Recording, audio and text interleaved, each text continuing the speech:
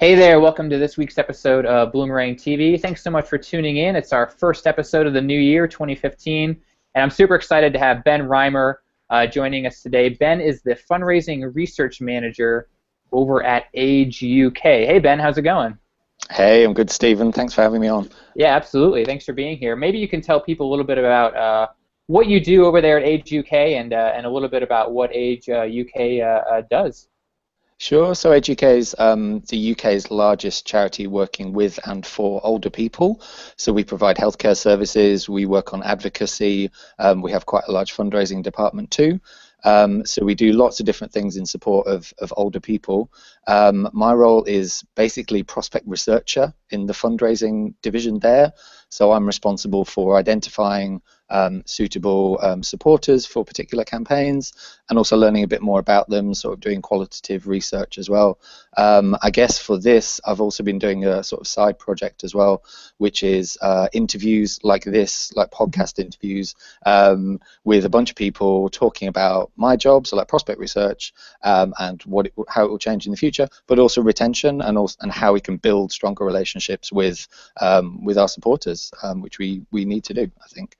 So yeah, that's me in a nutshell. Absolutely. I totally agree on the retention front. I know you're talking a lot about it. Obviously, we're talking a lot about retention at Bloomerang, and I kind of like the approach that you take, which is a little bit different because it seems like whenever people talk about retention, they always kind of talk about doing things after the donation, right? So your donor communications, your follow-up.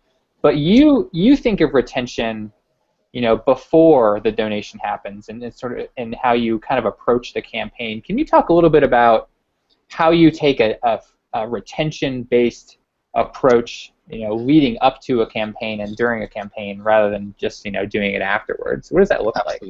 Yeah, absolutely. I think from my point of view, from the job that I actually do, I think it starts in the earliest point of a campaign, so in the pre-planning, actually. So a big part of my job is making sure that the right people are being contacted and that we know who the most committed supporters are, who is not just giving the most and the most frequently, but actually who has different types of touch points with the organization, who is contacting us a lot, who are the loyal supporters, and how do we actually understand that. So that's like right at the start of, you know, before you're planning the campaign. So that's kind of one big part of the prospect research role that I do. But I think the operations stuff and having a really connected back office is absolutely critical to campaigns succeeding. And it's really important for fundraising and retaining relationships, generally speaking. But if you're going into a big capital campaign for a particular cause or project, then there's no point kind of doing lots of work leading up to it and then getting to the point where the donations are coming in and not being able to record the information, right, thank the gifts appropriately and in a timely way, and have this 360 view of what the supporters' experience of the campaign has been. So I think there's the research stuff and then the operations stuff, and they're both really critical from my perspective in building strong relationships with supporters as part of campaigns. So there's so many things I want to ask about from your answer. I'm going to dive right into them. So you mentioned that interconnected back office. What does that actually look like when you talk about that term? Well, I think from my own experience, these things can be siloed off. So you can have the fundraising guys, and they're working really hard to develop relationships and find new people to bring to the organization and do all that stuff, write the applications. Then you've got the gift processing guys who are perhaps in another department and they're kind of doing their thing there. Then you've got the customer care people who are responding to letters, perhaps writing thank yous, responding to complaints, that kind of thing.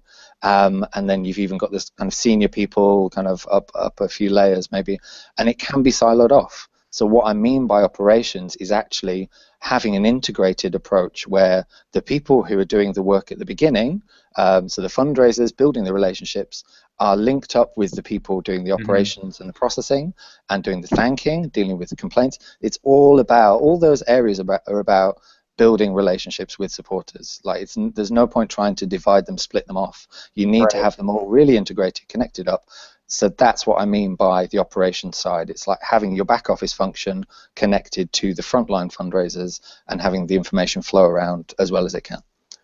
So the research phase. So you're going into the research phase, and I know you mentioned a couple of things, but can you talk about what you look for? You mentioned who your most loyal donors are, which obviously sets you up for retention success.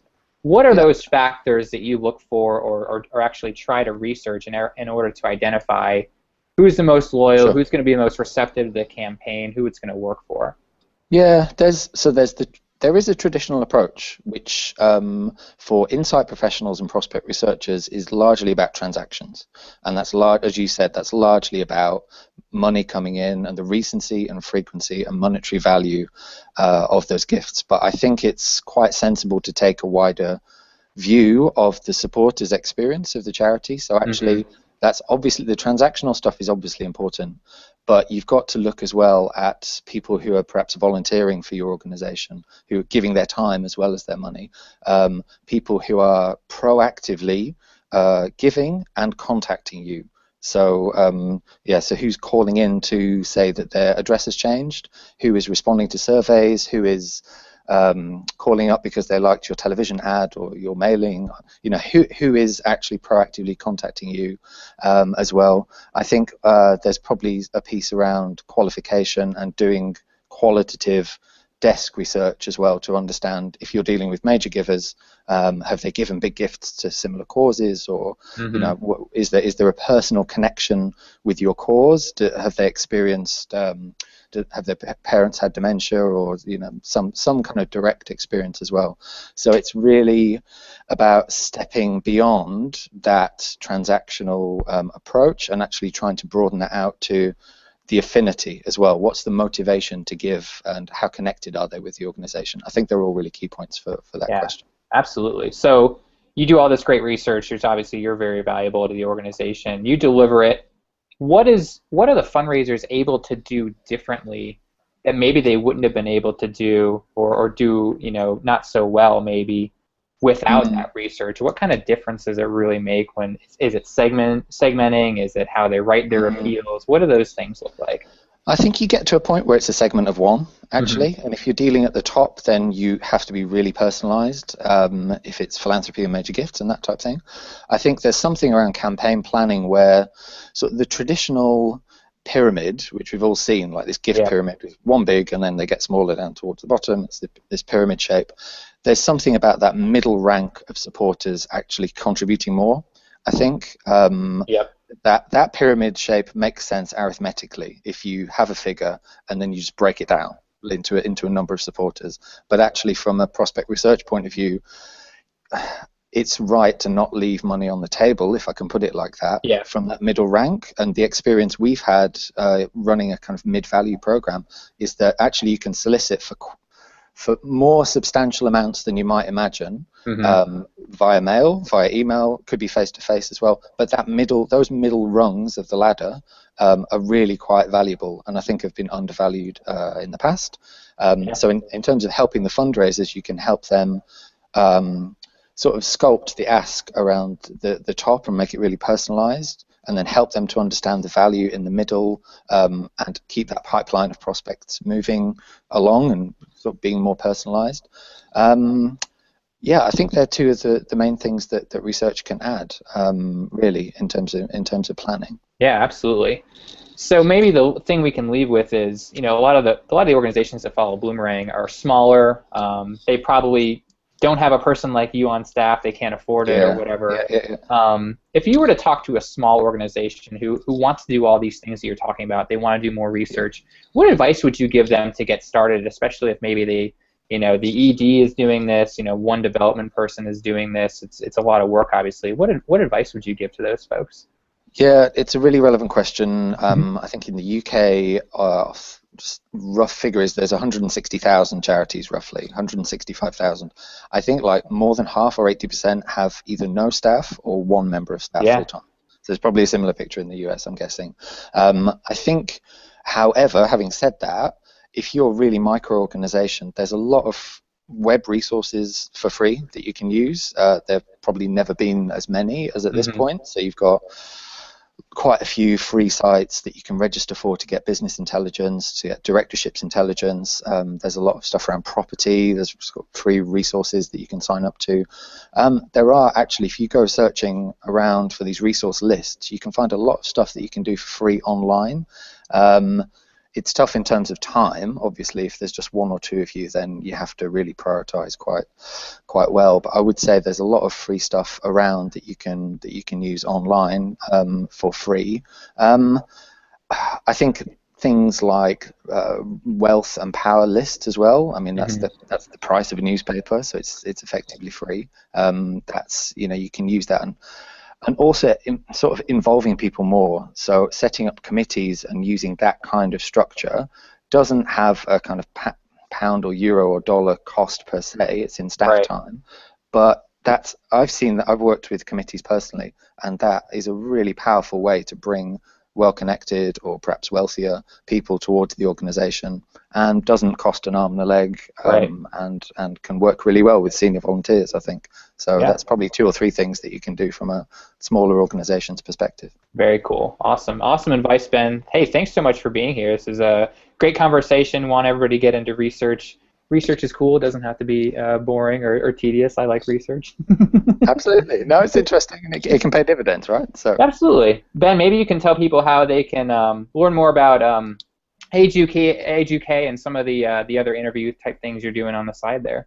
Yeah, absolutely. So, well, Age UK is sort of kind of my day job. So I work with the philanthropy team and the trusts and statutory, so government funding teams there, and corporate partnerships as well. I think the interviews are going to be really interesting. So they're going to be coming out in the next few weeks. So I've just been talking to a range of people from across fundraising in the UK to find out, just to get their take on the retention question, but also how leading charities are actually working, how they're dealing with issues around the operational stuff that we talked about actually. So how are they building relationships with supporters, how they're dealing with their data, how they're analyzing their data, how they're approaching campaigns, and how are they building relationships with their supporters. So that's going to be coming up in the next few weeks, and I will send a link when the time comes, if that's all right for it to be. Definitely. Yeah, we'll link to that. We'll keep the conversation going for sure. Yeah, it sounds good. No, it's going to be a good series. Ben, thanks for joining us from across the pond. Awesome to have you. No problem. Thanks to everyone for watching, taking a little time out of your day to learn about research. We will catch you on the next episode, so tune in then, and we'll say goodbye for now. Thanks for watching. Thanks, Stephen.